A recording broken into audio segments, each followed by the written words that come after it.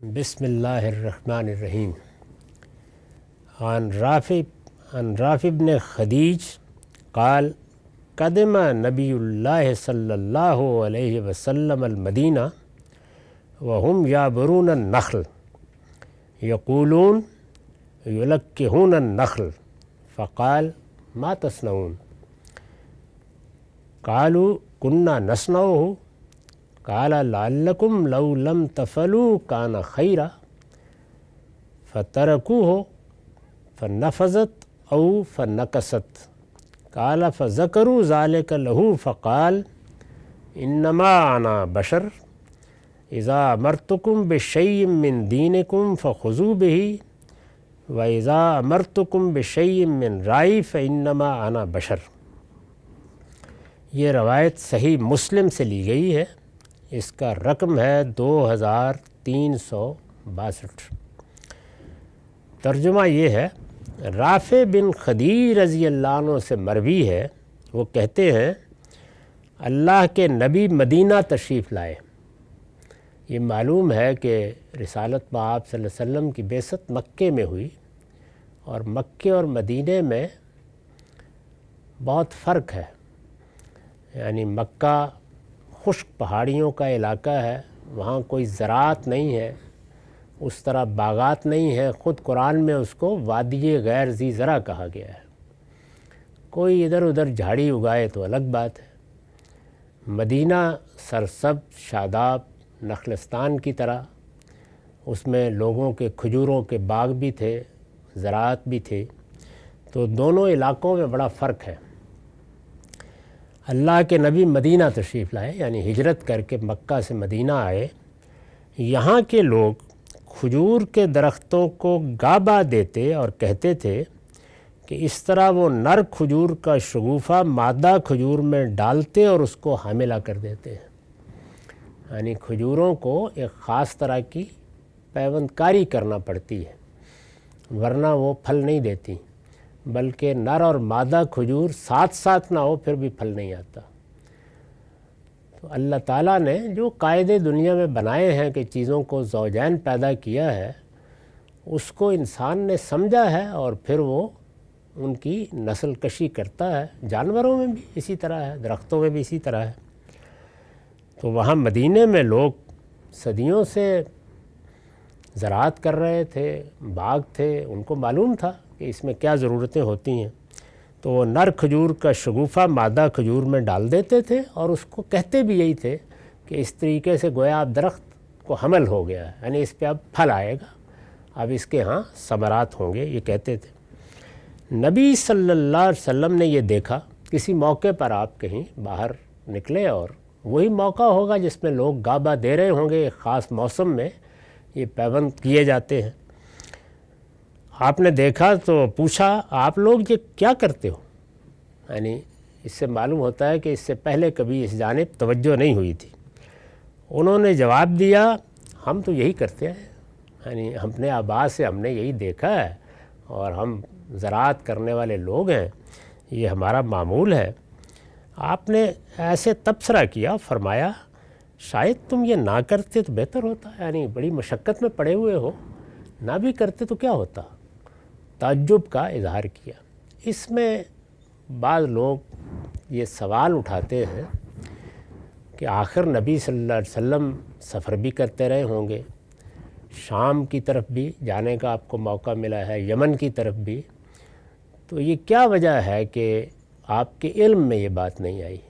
یعنی اگرچہ بہت سی چیزیں آپ کے تجربے میں آتی رہی ہیں، وہ بیان بھی ہوئی ہیں. تو یہ حقیقت ہے کہ اس پہلو سے اس بات پر کوئی اعتراض نہیں پیدا ہوتا. بارہا ایسا ہوتا ہے کہ ہم سفر بھی کرتے ہیں، ہم جاتے بھی ہیں، ہم چیزوں کو دیکھتے بھی ہیں، لیکن بعض معاملات جب تک سامنے نہ آئیں توجہ نہیں ہوتی.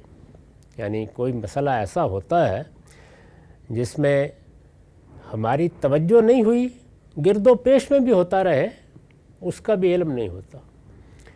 میرا سارا پس منظر ذمہ داری کا ہے. 15-16 سال میں نے دیہات میں گزارے ہیں، لیکن سچی بات یہ ہے کہ کھجوروں کے معاملے میں یہ میرے علم میں بھی نہیں تھا. یعنی 16-17 سال تک تو بالکل علم میں نہیں تھا. اس کے بعد ظاہر چیزوں کو پڑھا جانا تو پھر معلوم ہو گیا. تو ہمیں بہت سی چیزیں اب بھی کس طرح معلوم ہوتی ہیں، یعنی ہم مطالعہ کرتے ہیں، پڑھتے ہیں، مذہب کی چیز پڑھ رہے ہیں، کوئی دنیا کی چیزیں پڑھ رہے ہیں، تو اس سے معلوم ہو جاتا ہے. نئی توجہ ہوئی تو اس چیز کو بھی کھول کر نہیں دیکھتے، یعنی پڑھنے کے مواقع، جاننے کے مواقع ہوتے ہیں تب بھی نہیں دیکھتے. تو یہ کوئی ایسی چیز نہیں ہے. مجھے یاد ہے میرے ایک بہت عزیز دوست تھے، وہ اب امریکہ ہی میں ہوتے ہیں، اور بڑے فاضل، پڑھے لکھے، اس زمانے میں بھی بہت فاضل تھے. کالج کے زمانے میں ان کو گاؤں ساتھ لے گیا تو بار بار مجھ سے پوچھتے کہ گندم کا درخت دیکھنا ہے مجھے. تو گندم کا درخت بھی ہوتا ہے. اب ظاہر ہے کہ ایک شخص کو لاہور میں رہتے ہوئے اس کا احساس نہیں ہوا. ذرا حالے کوئی کہہ سکتا ہے کہ بھئی لاہور میں پلے بڑے، کالج کی عمر تک پہنچے تو آخر کہیں نکلے ہوں گے، کہیں گئے ہوں گے. اگر جی ٹی روڈ پر بھی سفر کیا ہوگا تو وہاں کوئی دائیں بائیں نگاہ پڑی ہوگی کہ گندم کیسے اگتی ہے. گندم کے کھیت تو دائیں بائیں ہوتے ہیں پنجاب میں، اسی طرح چاول کے، لیکن نہیں توجہ ہوتی بعض اوقات. تو اس لیے اس میں کوئی استجاب کی بات نہیں. اس لیے میں نے توجہ دلائی کہ بعض فاضل شخصیات نے اس روایت پر اس پہلو سے اعتراض کیا ہے. تو نبی صلی اللہ علیہ وسلم نے یہ دیکھا تو پوچھا آپ لوگ یہ کیا کرتے ہو؟ انہوں نے جواب دیا ہم یہی کرتے آئے ہیں، یعنی یہ تو ہمارے تجربے کی چیز ہے، ایسے ہی کرتے ہیں پھر پھل آتا ہے. آپ نے فرمایا شاید تم یہ نہ کرتے تو بہتر ہوتا. یعنی جو الفاظ استعمال کیے ہیں وہ بھی اصل میں ایک تبصرے کے انداز کے ہیں. لوگوں نے یہ سنا، یعنی آپ تو گزرتے ہوئے تبصرہ کر کے آ گئے، آپ اللہ کے پیغمبر ہیں. اندازہ کیا جا سکتا ہے کہ کوئی بات اگر ایسے بھی کر دے تو اس کے کیا اثرات ہوں گے. یہ ہمیں معلوم ہے کہ جو صحابہ میں عبداللہ بن عمر بن عاص ہیں، یہ وہ پہلے شخص ہیں جنہوں نے بڑے اہتمام سے رسول اللہ کی باتیں لکھنا شروع کر دیں.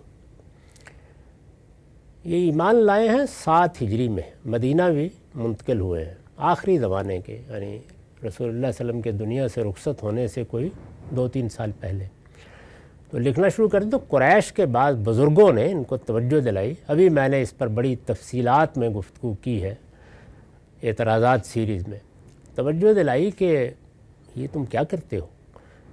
پیغمبر تو بعض اوقات کوئی مزاح کی بات بھی کر دیتے ہیں، کوئی ہنسی کھیل کی بات بھی ہو جاتی ہے، کسی وقت غصے میں بھی آ جاتے ہیں، سب کچھ لکھتے رہتے ہو. تو انہوں نے کہا کہ میں تو ایسے ہی لکھتا ہوں، اور جا کے پوچھا رسول اللہ سے. تو ظاہر ہے کہ رسول اللہ کی بات تو بہرحال اللہ کے پیغمبری کی بات ہوگی. جس طرح وہ اتنے شوق سے ایک ایک چیز لکھتے تھے، اس طرح لوگوں نے بھی اس کو ایسے ہی لیا اور یہ خیال کیا کہ اب اللہ کا پیغمبر ہمارے درمیان ہے، انہوں نے جب اس میں تردد ظاہر کر دیا ہے تو اب نہیں کرتے.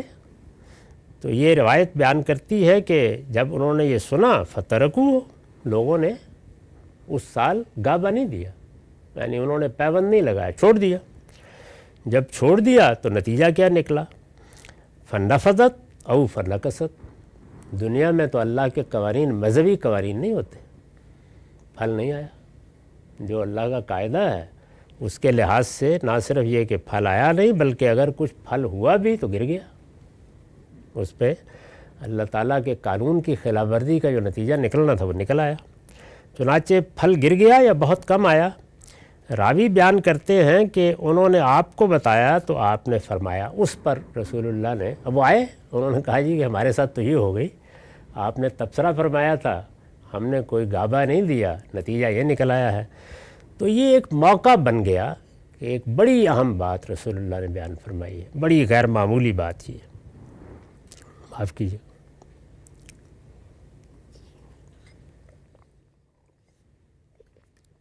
آپ نے فرمایا میں بھی ایک انسانی ہوں، انما انا بشر اذا امرتکم بشیء من دینکم، جب میں تمہارے دین سے متعلق کوئی حکم تمہیں دوں تو اسے لو، فخذوا بہ. وَإِذَا امرتکم بشیء من رائی، لیکن جب دنیوی معاملات میں اپنی رائے سے کچھ کہوں فَإِنَّمَا أَنَا بشر، تو میری حیثیت بھی اس سے زیادہ کچھ نہیں کہ میں ایک انسان. تو اس موقع پر آپ نے یہ بتا دیا کہ پیغمبر کی حیثیت سے مجھے کیا کرنے کے لیے بھیجا گیا ہے. مجھے یہ بتانے کے لیے نہیں بھیجا گیا کہ کھجوروں کو پیوند لگانا چاہیے یا نہیں لگانا چاہیے. یہ کام مجھے نہیں کرنا ہے، اس میں تمہیں اپنی عقل استعمال کرنی ہے. میں نے ایک تبصرہ کیا، اللہ کے قانون کے مطابق وہی نتیجہ نکلنا تھا جو نکلا، کوئی برکت نہیں پیدا ہوئی۔ تو میں نے اس پر لکھا ہے کہ مطلب یہ تھا کہ اس طرح کی سب چیزیں آپ محمد رسول اللہ کی حیثیت سے نہیں بلکہ محمد بن عبداللہ کی حیثیت سے کہتے اور کرتے ہیں، لہٰذا یہ صحیح بھی ہو سکتی ہیں اور غلط بھی۔ انہیں خدا کی بات یا دین کا کوئی حکم یا آپ کی سنت سمجھنے کی غلطی نہ کی جائے۔ دنیوی معاملات لوگوں کے تجربے، مشاہدے اور عقلی تجزیے کی بنیاد پر طے ہوتے ہیں۔ دنیا میں یہ اصول ہیں، انہیں اسی بنیاد پر طے ہونا چاہیے۔ آپ سے جو چیز لوگوں کو سیکھنی ہے وہ دین ہے، اس سے متعلق ہر بات کے لیے البتہ آپ ہی کی طرف رجوع کیا جائے گا۔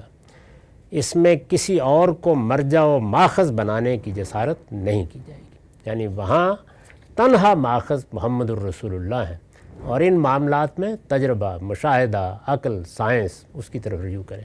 تو یہ تعلیم اس موقع کے اوپر اللہ کے پیغمبر نے دی۔ وآخر دعوانا الحمدللہ۔